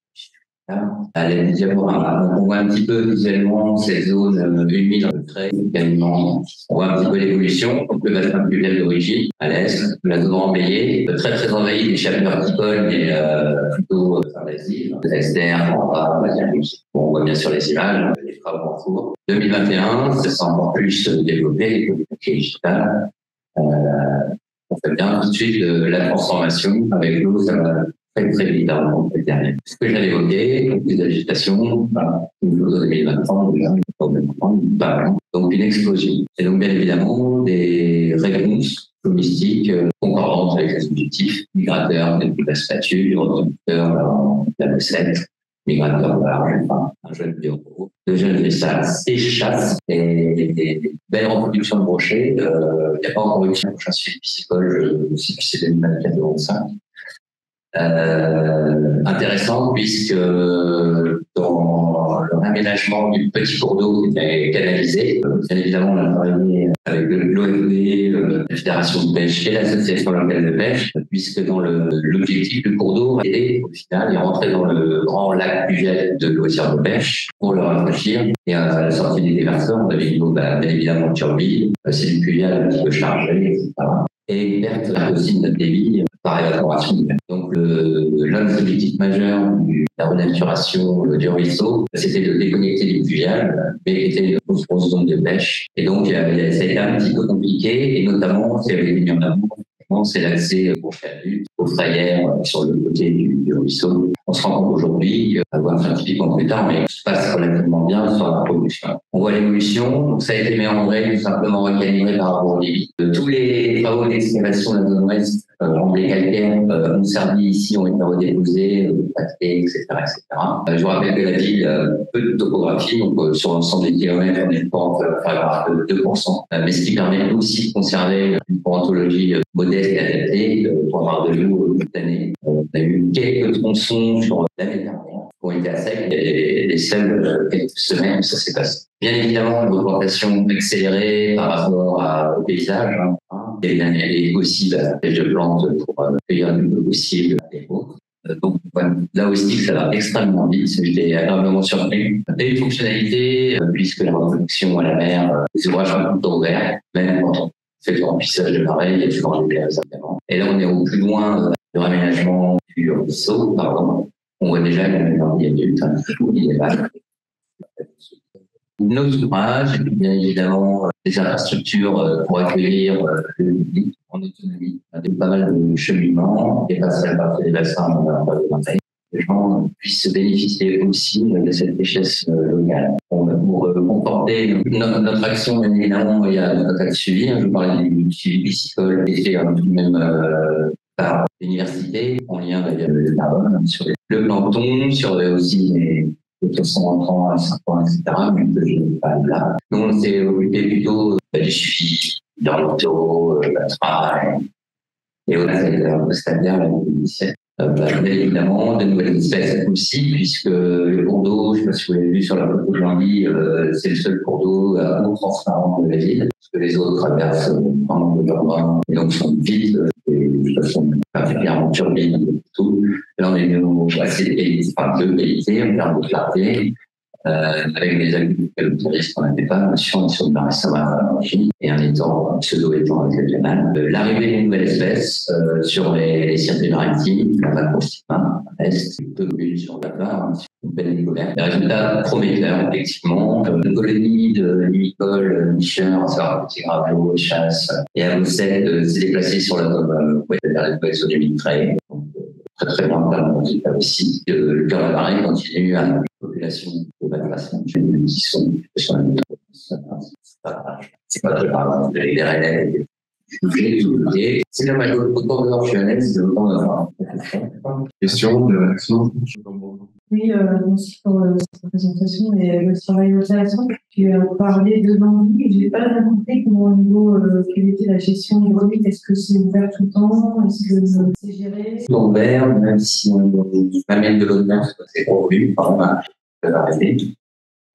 sur la partie ouest, Somal, à destination notamment à Miraficha, notre ouvrage à l'année canal d'Odou. L'Odou, c'est toujours un décalage aussi. On a des idées, qui remontent pas très loin, juste au plus loin de nos travaux. Il y a vraiment des échanges visuels. On a une chaîne, mais on reste constamment en ligne. D'accord, ok. C'est important parce qu'en fait, les marais sont vraiment des zones de forte production naturelle de l'Empire européen. J'avais une autre question qui est plus large aussi. Je ne connais pas du tout le territoire, peut-être que je suis à côté de la plaque, mais est-ce que dans le projet a été pris en compte ou étudié l'élévation du niveau de la mer future de la priorité? Alors, il a été pris en compte indirectement. Suite à Xintia, en fait, le marais a fait l'objet d'une étude pour connaître la capacité de stockage de volume entrant et les trop perchés en temps. Ça sert à rien. Et pour revenir sur l'anguille, en fait, ce qui est important, l'anguille, c'est la zone ouest et le ruisseau, puisque j'ai oublié de vous dire un détail. Les cycles biologiques du cœur de marais ont toujours été inondants. En fait, toutes les espèces qu'on y depuis la désétude de la structure, toutes les espèces qu'on y trouve, bien évidemment, fin de printemps, d'où les au moins 40 cm, on a besoin dans des bassins, que tout est là de sol. Donc, on est en insecte, c'est long, l'été, il va quitter les fossés les plus bas, si elle est rentrée dans le marais. Avec des techniques. Et donc, d'autres exemples, un migrateur, bien sûr, une reproduction de trucs en marais. Vous pouvez dans un déchet, déglacé. Et un passage à faune, puisqu'on a énormément de circulation aussi et sur le marais, et il serait totalement incohérent de ne pas mettre en place une infrastructure de préservation par rapport aux collisions sur le pays. Merci Nicolas.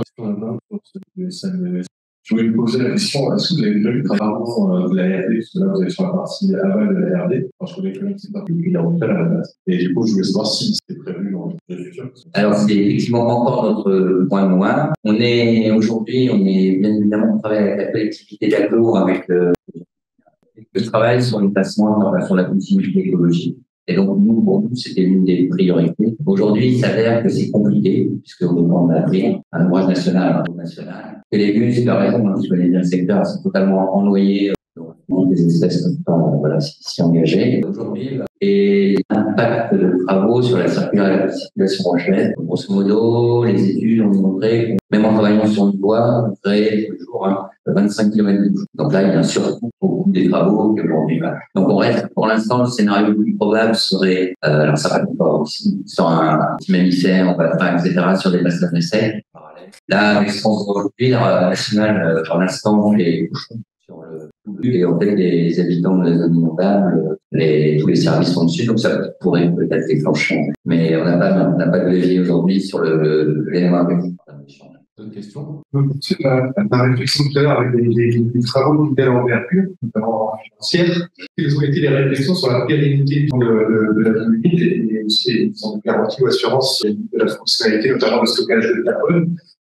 J'ai tout à l'heure parlé de caractère submersible de ce site, a priori par des insectes. Et du coup, quelle est la pérennité de cette zone humide dans le changement climatique?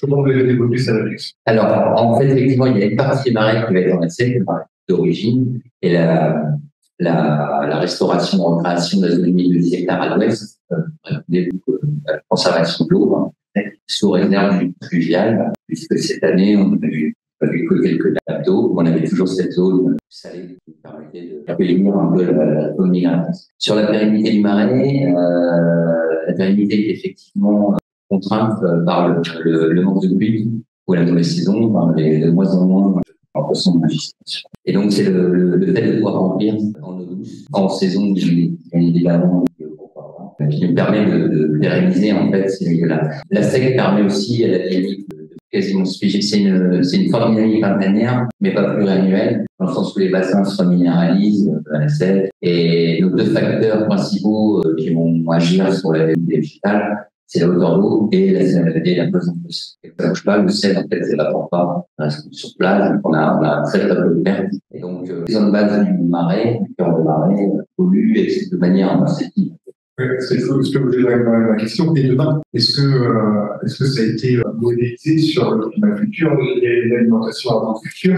Et est-ce que, du coup, le rythme de stockage de carbone de ces zones humides pourrait être maintenu? Aujourd'hui, dans les stratégies climatiques, désormais, on peut se parler de ce question de carbone par l'écosystème avec le zéro net d'émission. C'est pas vraiment le cas auparavant, parce qu'il y a de grandes incertitudes sur les capacités des puits de carbone à rester des puits de carbone face au changement climatique. C'est pour ça que j'essaie de creuser. C'est une vraie question qu'on a à l'intérieur sur les zones humides qui, là, à la base de vos travaux, ont passé de puits à source. Et donc, c'est vraiment là, en fait, la question. Et aujourd'hui, comment on arrive à aller voir des décideurs et des financeurs chez des enveloppes suffisantes pour restaurer, et notamment via l'objectif de séquestration du carbone.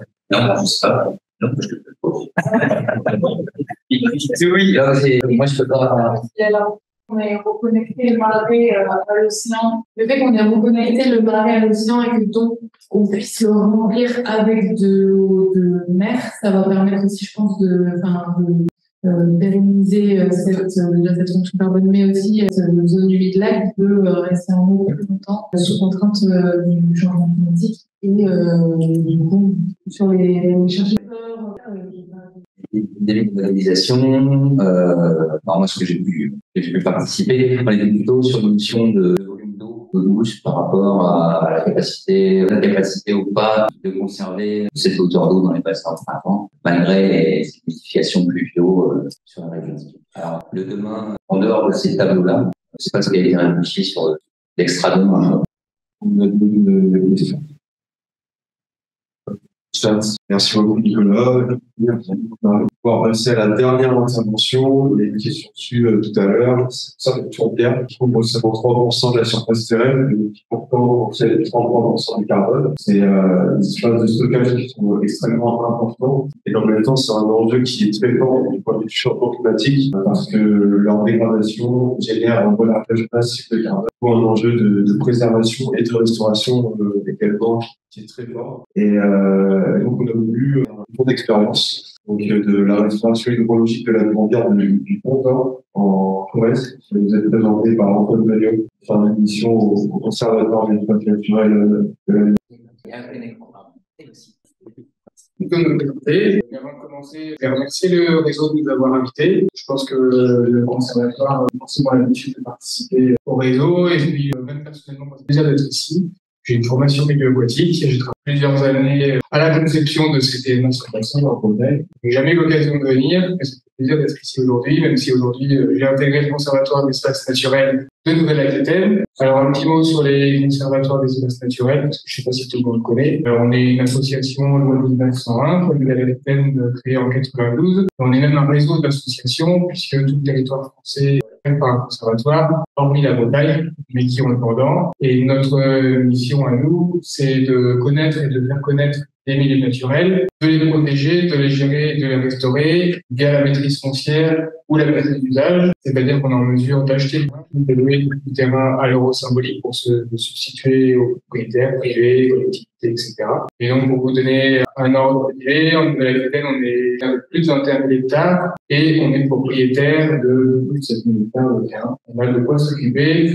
Vu l'intitulé, je vais essayer d'être le plus clair possible. Vous n'avez pas trop peur. Je vais vous présenter un retour d'expérience de restauration hydrologique de la tourbière du Pont-d'Or. Donc, on va quitter la route de l'océan pour partir complètement à l'est de la région de Nouvelle-Aquitaine, sur les contreforts du Massif central, plateau de Mille-Vaches exactement. Donc, c'est un territoire qui se trouve sur un socle granitique de très vieilles montagnes qui sont érodées avec le temps. Et donc, au niveau topographie aujourd'hui, on se retrouve avec une succession de puits et de grandes alvéoles en plat qui sont des zones humides sur un substrat granitique avec une forte pluviométrie puisqu'on est sur les contreforts du Massif central. Et donc, on a toutes les conditions qui sont réunies pour la formation de tourbières et de grands complexes tourbeux, puisqu'ici, donc sur la tourbière du Pont-d'Or, on a une tourbière qui fait environ 50 hectares. C'est la moyenne des tourbières. La plus grande tourbière, c'est la tourbière de Bourgeois. Metz, 350 hectares, et également un site historique du conservatoire. Sur la tourbière du Pontor, on intervient depuis la fin des années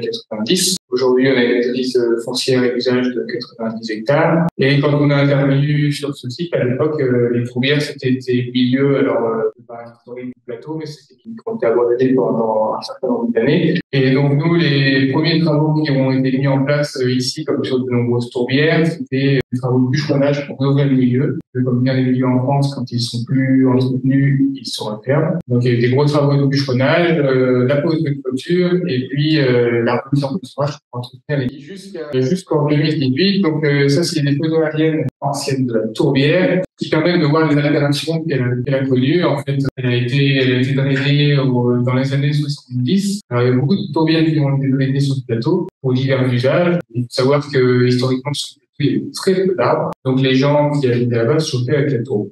Donc, il y a eu des zones d'extraction de tourbe pour le chauffage. Et puis, des sites qui ont aussi connu de l'exploitation industrielle de la tourbe. Et dans d'autres cas, comme ici sur la tourbière du Pontor, intervenu au moment de la mécanisation de l'agriculture, et vraisemblablement pour aider un maximum de l'eau, pour pouvoir mettre les bêtes plus tôt et avoir une meilleure production de fourrage dans la tourbière. Sauf que le drainage, la création de grands fossés, comme on peut voir sur ces photos aériennes, je ne sais pas si vous les voyez bien, l'impact du drainage, en fait, il se traduit, donc l'objectif, c'est d'évacuer un maximum d'eau le plus rapidement possible. Donc, on diminue les capacités de stockage de la zone humide, on baisse le niveau de la nappe, et la définition de tourbière, c'est de saturer en eau. Et lorsque la tourbière est plus saturée en eau, la tourbe, elle se trouve en présence d'oxygène, elle s'oxyde, donc, grosso modo, comment ça se passe? On a d'abord une disparition, d'autres impacts, on a une disparition de la protène. La protène, c'est la couche de végétation, grosso modo, donc la disparition des steins, pour schématiser, c'est les mousses qui vont produire la tourbe. Et donc, on va avoir une modification de la flore en surface, avec la disparition des steins, et puis la moulinie, donc, voir sur la photo ici, c'est une graminée qui est très compétitive, qui va devenir monospécifique et qui n'aime pas avoir la plupart des pieds dans l'eau. Elle se développe sous la forme de touradon, et entre ces touradons, la tourbe est tenue. Et donc l'eau, c'est la vue d'autant plus vite. Et puis l'eau dans l'eau ayant disparu plus en profondeur dans la tourbière, en fait, on va avoir une modification de la structure de la tourbe de plus en plus poreuse. Et en fait, ça va être un cercle vicieux, c'est-à-dire que plus elle est porée dans la tourbière, plus elle s'évacue vite, et donc elle se dégrade, et plus elle regarde le carbone. Donc nous, l'objectif des travaux, c'était de restaurer les fonctionnalités hydroécologiques de la tourbière et d'établir son fonctionnement général. Ce qu'il faut savoir, c'est que la tourbe, une fois qu'elle est dégradée, qu'elle est minéralisée, que le carbone s'est échappé, c'est irréversible. Donc, on peut relancer la dynamique de production de tourbe, donc la turbigenèse, à partir de la surface, et la tourbe qui est perdue, Alors, pour entreprendre ces travaux, il y a eu diverses études préalables qui ont été réalisées. Donc, tout ça, ça a été fait en Belgique. Donc, d'abord, l'idée, c'était d'identifier les drains. C'est pas forcément une mince affaire pour les touradons, tu vois. Je sais pas si on se rend, c'est bien difficile de marcher dans la tourbière. Il y a eu également des levées topographiques pour utiliser pour pouvoir avoir une idée des pentes, des centres d'écoulement, notamment en surface. Et puis, des sondages pédologiques qui ont permis de confirmer que la tourbe, elle était complètement minéralisée, complètement dégradée. Et puis après, autant c'était de ce genre d'expérience pour le élevage et peut-être plus généralement pour l'Assise centrale, c'était des travaux qui n'avaient pas été encore réalisés, mais ailleurs en France et en Europe, chez nos voisins belges ou même dans le Jura, c'est des travaux qui sont déjà mis en place. On s'est beaucoup inspiré de ce qui avait pu être fait, et on allait visiter les travaux du lac de tourbière du Jura en 2018.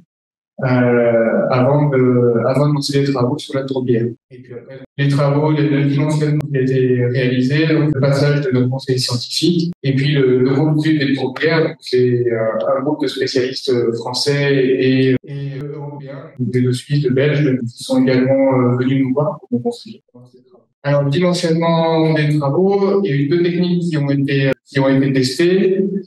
Donc, sur le réseau principal, qui est celui-ci, on a aménagé 5 palissades en bois, de 20 à 35 mètres de large, donc de largeur. C'est comme je disais tout à l'heure, en fait, la tour, quand elle se minéralise, elle devient beaucoup plus poreuses. Et les premiers retours d'expérience qu'il y a pu avoir en France et ailleurs ont montré que lorsqu'on intervenait simplement dans l'emprise d'un fossé, simplement l'eau elle percolait de chaque côté du fossé et l'impact était négligeable à l'échelle de la tourbière. L'idée c'est de pouvoir avoir des grandes palissades qui vont pouvoir retenir l'eau non seulement dans l'emprise du fossé, mais de manière plus générale sur la tourbière.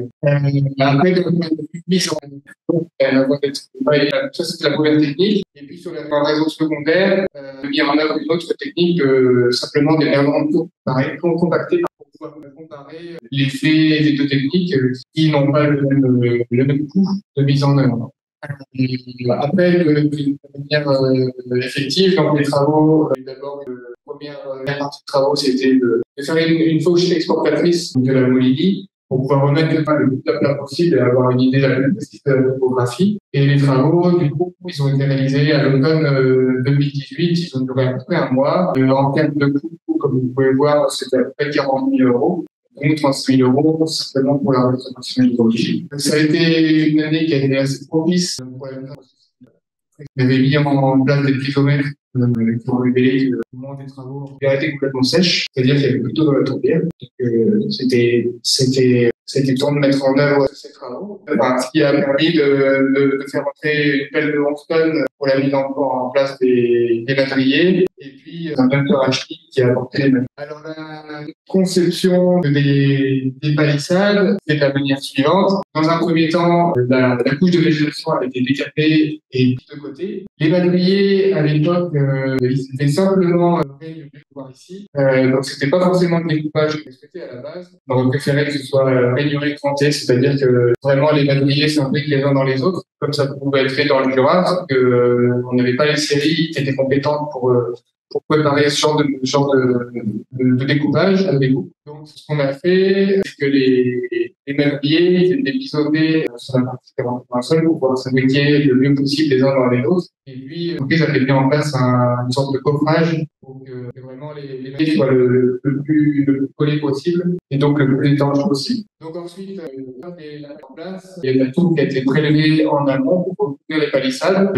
L'idée, c'est en fait de maintenir le poids dans l'humidité pour que c'est graduellement possible, sachant que c'est du Douglas qui a été utilisé, donc poids qui est accessible. Et puis par-dessus, la métal qui avait été mise de côté, elle a été mise sur les palissades, parce que du coup, on choisit tout à l'heure la traduction, et on est sur les contreforts du massif central, et donc entre 800 et 1000 mètres.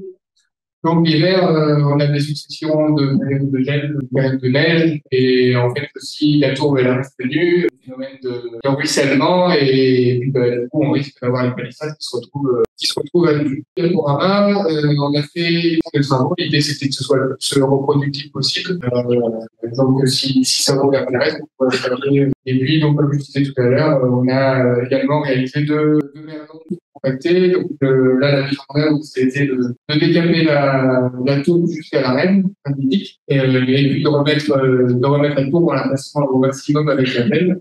Et puis, pareil, de remettre la couche de végétation par la suite. Alors, en termes de suivi, donc, on a mis en place des kilomètres, suivre le niveau d'eau dans la tourbière. Le premier objectif, ça a permis de relever le niveau d'eau de 50 à 90 cm de l'étiage. Et ce qu'on a pu également mettre en évidence, c'était des variations interannuelles qui sont relativement stables. Donc, ce qui fait que l'eau, elle est bien conservée dans la tourbière et elle permet vraiment de voir son rôle. Après, on a eu également mis en place des suivis. Donc, ce qu'on a pu voir, c'est que les pièces d'eau en amont des palissades, elles ont été colonisées très rapidement par les fibrophytes. Je vous passe les noms des espèces. Et puis, on a eu également le retour très rapide des espèces de végétation de bas marais, le trèfle d'eau et puis la marée, qui sont les espèces pionnières de la formation des tourbières dans lesquelles les sphaignes, en général, viennent s'impliquer. Et puis aujourd'hui, on observe que progressivement, la sphaignes, elle regagne le recueil sur les périphéries des palissades. Donc, voilà, les genèses, elles sont bien. Après, d'un point de vue des libellules, donc, on a observé un processus de colonisation qui était plus fort en termes d'espèces, avec une diversité spécifique qui était plutôt bonne. Hein. On a une quinzaine d'espèces chaque année, avec une succession, voilà, des espèces pionnières qui sont arrivées dans un premier temps. Et puis, à partir de 2020 et 2021, donc des espèces de la liste rouge, des espèces menacées en Limousin, pour lesquelles les larves passent plusieurs années dans l'eau avant d'émerger. Donc, le Saint-Étoile noir, et puis l'HTV. Après, du coup, dans les perspectives, l'idée, c'était que ces travaux, on les reconduise. Donc, aujourd'hui, des travaux qui sont en prévision sur une autre tourbière avec une commune voisine. La différence, c'est qu'on sera sur le bassin Loire-Bretagne, sur le bassin Adour-Garonne. Et puis, on essaie de reproduire ce genre d'opération sur d'autres tourbières à plus petite échelle pour partager un petit peu cette expérience et puis que ça puisse servir dans d'autres cadres, donc notamment dans le cadre de chantiers écoles qu'on réalise avec les lycées de la région. On a également mis en place d'autres chantiers pour combler, pour remettre en eau les anciennes poses de tourbage. Et puis, on a également mis en œuvre des chantiers participatifs, faire découvrir ce genre de technique au grand public. Et puis, du coup, sur la même tourbière, et ici, ce sont les travaux qui ont été réalisés. Et l'idée, c'était de mettre en place la même opération sur une autre zone de la tourbière qui avait également été drainée. Alors, c'est des travaux qui sont réalisés aujourd'hui. On a les premiers résultats. Alors ici, donc, ce graphique, il montre un piézomètre. Donc, vous avez en plus le niveau dans un piézomètre en 2022, donc l'année dernière, ce qui permet d'avoir un petit recul. Donc, on se rend compte que c'est pareil, comme sur la première qu'on a travaillé. L'été dernier, on avait donc 3,37 de piézomètre. L'été dernier, en fait, il était à partir du mois de juillet, il était plutôt dans la tourbière. L'eau, elle est revenue à partir de l'hiver. Et puis, on se rend compte qu'au niveau le plus haut, donc ça, en rouge, c'est 2023. Au mois de mai, le niveau de l'eau, il était 30 cm en dessous de la surface. Et ce que vous avez ici, c'est le début des travaux cette année. Donc, au moment du début des travaux, il y avait plus d'eau dans l'eau. Et après les premières pluies, on a le niveau de l'eau qui a monté au niveau. Donc, on a des premiers résultats. On va voir la prochaine comment ça se comporte. Et ce qu'on peut mettre en évidence, c'est l'efficacité des palissades sur la rétention. Essayer d'être le plus rapide possible. Comme ça, on pourra aller manger des émissions. Des questions, des retours d'expérience. Des non formulés. Je me dis, t'es en marée entre le taureau. Oui, avec des taureaux, et là, on commence à acquérir des parcelles de zombies qui sont de la taupe, et on a des maïs dessus, hein. Et hyper fonctionnel. Et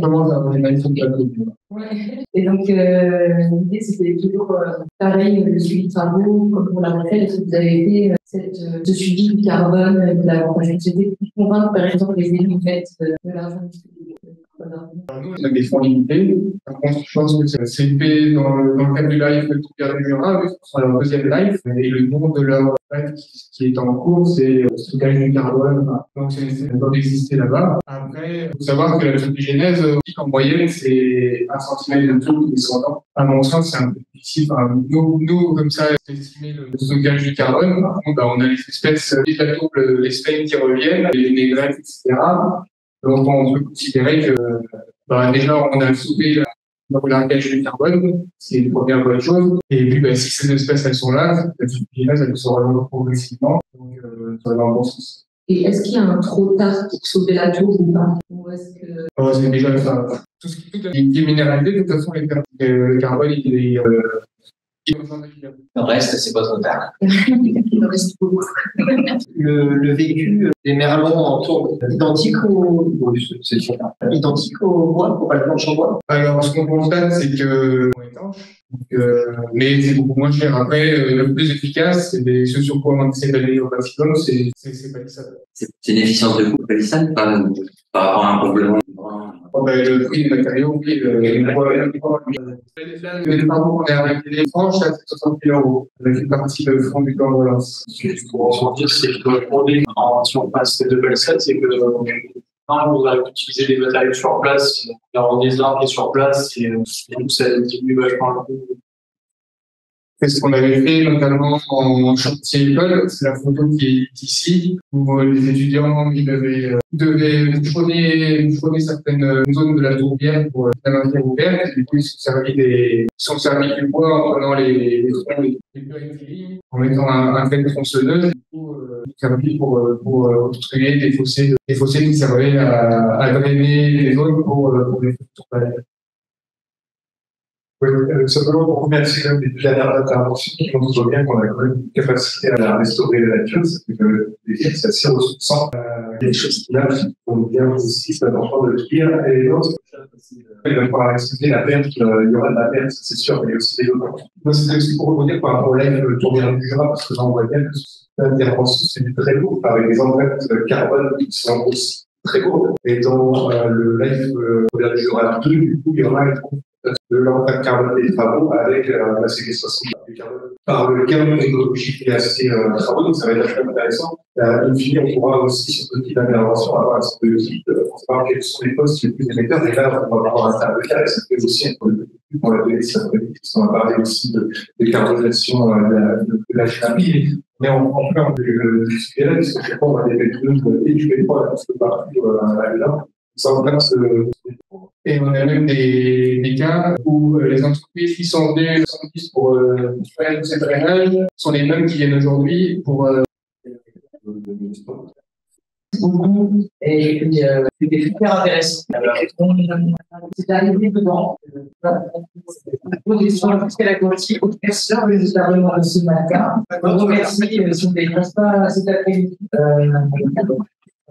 Ça fait 8 minutes d'atelier, un solidarité de bassin, voilà. On se retrouve sur le garde aussi demain pour prolonger la thématique carbone et la restauration.